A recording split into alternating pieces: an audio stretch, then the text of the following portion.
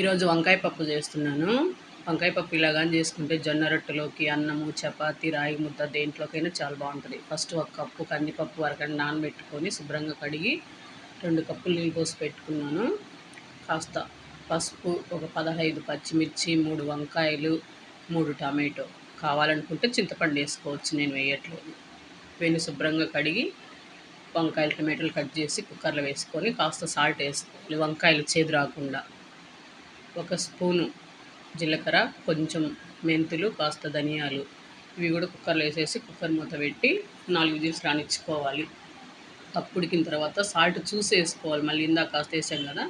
దీన్ని మెత్తగా మెదుపుకొని ఇప్పుడు పోపు కోసం ఆయిల్ వేసేసుకొని చల్లమిరపకాయలు, జీలకర్ర, ఆవాలు, కరివేపాకు ఇవన్నీ వేసేసి తాలింపు వేసేసుకోవాలి. పప్పు ఒక 2 నిమిషాలు ఇట్లా కలిపేసుకొని స్టవ్ ఆపేసుకుంటే వంకాయ పప్పు